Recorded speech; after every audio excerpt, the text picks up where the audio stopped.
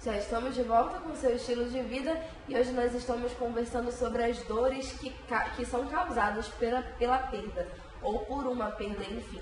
Por aquelas coisas que nós não temos mais no nosso convívio, as pessoas que nós não temos mais no nosso convívio, as posições que nós perdemos ou que precisam ser passadas adiante, ou então algum objeto, alguma coisa material mesmo que não está mais ao nosso alcance e a gente sofre por causa dessas mudanças. A gente estava conversando sobre o luto. Quanto tempo, mais ou menos, é o normal da duração de um luto? Olha, quando a pessoa é muito próxima, tipo filho, pai, mãe, marido, mulher, as pessoas mais próximas, ele pode ter um período de sofrimento de até 3 anos. Entende? Esse é o período que, claro, algumas pessoas elaboram mais rápido, outras demora um pouquinho, mas assim, 3 anos, a partir disso, se a pessoa ainda permanece em sofrimento, ela deve procurar ajuda, porque já é um tempo suficiente para a elaboração daquela perda. Essa perda precisa ser necessariamente a morte? Por exemplo, muitas vezes a gente está em um relacionamento, não dá certo, e aí acontece o término.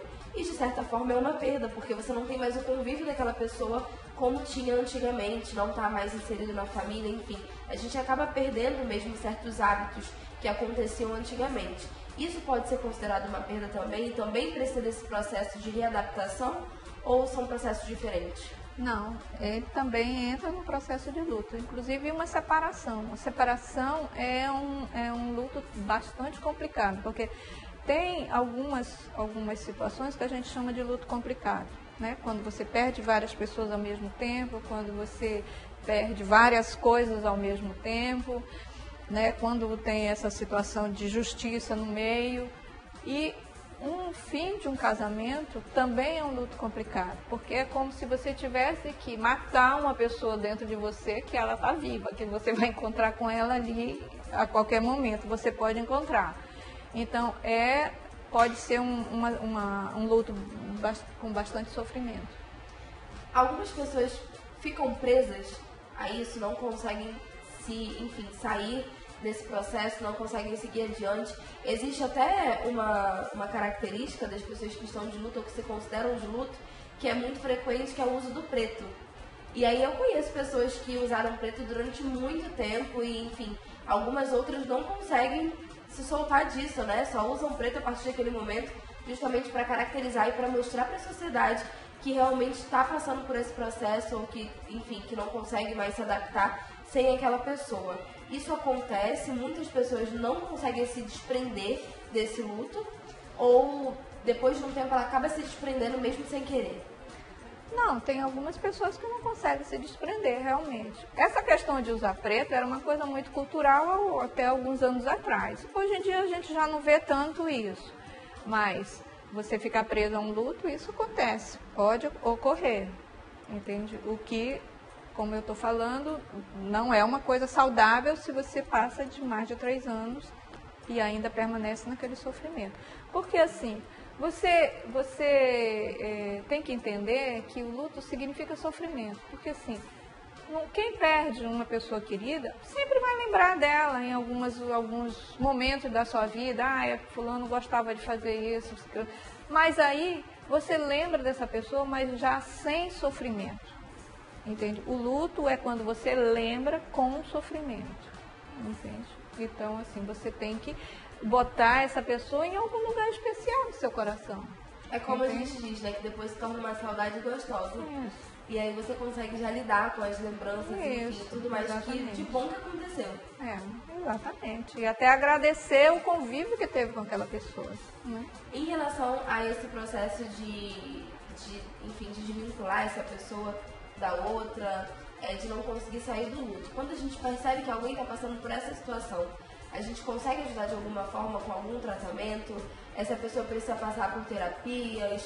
O que essa pessoa precisa fazer para conseguir viver, né, a partir disso, viver depois disso, para encontrar a vida após o luto? Olha, uma coisa que é muito comum que as pessoas fazem é não permitir que a pessoa sofra a perda que ela está vivendo. Não chora não, não fica triste. Não, no primeiro momento a pessoa tem que chorar, tem que ficar triste, tem que sentir que perdeu realmente aquilo, entende? E o que a sociedade de um modo geral, como não sabe lidar muito com a dor, porque lidar com a dor e lidar com o sofrimento dos outros é difícil, você faz tudo para que aquilo não seja externado. Aí o que acontece? A pessoa acaba se isolando, porque ela não pode expressar aquela dor que ela está sentindo, porque ninguém deixa, né? E isso é ruim. Eu acho que o que as pessoas podem fazer é ajudar ela, fala da perda, porque quanto mais você falar da perda, por mais que seja cansativo para as pessoas escutarem, mas é aquilo que vai colocando as coisas no seu devido lugar. Normalmente a gente se entende mais quando a gente se ouve, né? Exatamente. E aí justamente você, enfim, conversando exatamente sobre o problema que seria a maior dificuldade do momento, te faz entender melhor o processo que você está passando. É isso, a terapia é isso. Você diz para o outro, que a gente fala, né? Você diz para o outro aquilo que você ainda não consegue se escutar. Mas aí em algum momento você vai dizer, não, peraí, eu acho que já chega, já está bom de sofrimento e segue em frente. Às vezes é o medo que não nos permite escutar, né? Às vezes a gente se contém, a gente não se permite dizer aquilo que nós queremos ouvir, que nós queremos falar para nós mesmos, justamente porque a gente tem medo do resultado do que isso pode provocar. E perda também significa, agora você falando isso, significa mudança, é mudança. A tua vida muda, muitas pessoas mudam radicalmente a sua vida por uma série de situações, né? Às vezes a situação financeira modifica, às vezes você muda de casa, muda de cidade, enfim. Perda significa mudança. E a mudança é uma coisa de difícil para você se adaptar a um novo contexto, né? Você muda muitos valores quando perde alguém muito próximo, entende? Aí você começa a dar mais importância a determinadas coisas que antes você não dava importância. Então, é um processo de mudança. E talvez todo esse sofrimento seja a mudança que você vive. A idade, quando as pessoas passam pelos processos de perda e quando elas passam por essas situações, a idade influencia?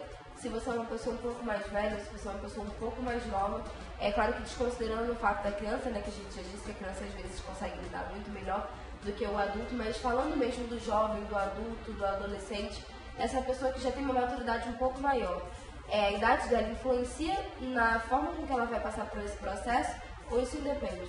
Não, influencia. Eu falo assim, a criança lida melhor, mas assim, ela tem uma questão também. Se ela perde os dois pais, quem vai cuidar dessa criança, né? Então isso, dependendo dessa situação, é um pouco complicado.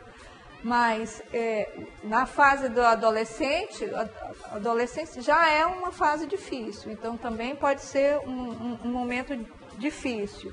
E as pessoas muito idosas, dependendo de quem ela perde, se ela perder os filhos, isso pode gerar uma insegurança muito grande para ela, porque assim, ela deve pensar, quem vai cuidar de mim? Eu já estou com uma certa idade, então quem vai cuidar de mim? Então, essa questão, porque assim, a gente tem que analisar as perdas do que aquela pessoa significa para a pessoa que está sofrendo, entende? O que ela significa? Ela é a minha provedora, é ela que toma conta de mim, ela é a minha referência, entende? Era uma pessoa que dependia de mim, então se ela dependia de mim, a questão é menos complicada, entende? Mas se eu dependia dela, e aí, quem é que vai agora me amparar?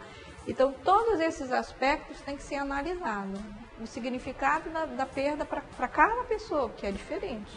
Fora que existe também aquela questão do natural mesmo, né? Porque a gente sempre escuta dizer que os pais nunca estão preparados para perder os filhos, já que a ordem natural das coisas seria, né, teoricamente, o contrário. Seria o pai o filho perdeu o pai primeiro. Então, na realidade, quando os processos se invertem, muitas vezes as pessoas não conseguem lidar. Muito mais difícil, com certeza. Muito mais doloroso. Muito obrigada pela sua participação. Obrigada aí Vou deixar um espaço para você dizer para as pessoas que estão em casa, dar uma dica de repente de como elas podem passar também pela dor, né? Como que você pode amenizar essa dor, se existe uma forma de amenizar. Porque às vezes a gente fala muito em amenizar, ou a gente fala muito em passar por esse processo de uma forma tranquila, mas talvez o importante seja você sentir mesmo essa dor durante o momento que você precisa sentir para depois conseguir evoluir. Eu recomendaria exatamente isso. Eu acho que quando você perde alguma coisa significativa, você deve viver esse momento, porque quando a gente vive esse momento, a gente sai dele muito mais fortalecido. Entende? Quando você não consegue viver, porque também existem muitas pessoas que a gente chama de luto adiado, que às vezes ela tem que, quando perde alguém importante, mas que tem que resolver tantas coisas, que não pôde vivenciar aquele luto, mais adiante ela vai vivenciar esse luto e às vezes distorcido, sem entender muito bem por que está vindo essa tristeza, porque não foi vivida no momento certo. Muito obrigada mais uma vez. Nós recebemos uma mensagem da Casey Pedrosa, ela disse que está ligadinha no programa e mandou um beijo para a equipe. Muito obrigada pelo seu beijo, um beijo para você também. E que bom que você está ligadinha no estilo de vida. Espero que você continue ligada durante toda a semana, inclusive amanhã que é feriado. Nós recebemos mais uma pergunta do Emi Fadu. E ele diz o seguinte: a perda de um filho pode sobrecarregar o irmão? Mas nós vamos responder depois que nós voltarmos do intervalo com a próxima entrevistada do dia. E nós vamos continuar conversando sobre isso, só que mais específico em relação às crianças. Se você quiser enviar sua participação, assim como os nossos telespectadores que já começaram no dia de hoje, não precisa se preocupar, porque o número é o mesmo de todos os dias. 92 é o código de Manaus, 98111-4512, e a gente está esperando pela sua participação. Não esquece de enviar, a gente volta já.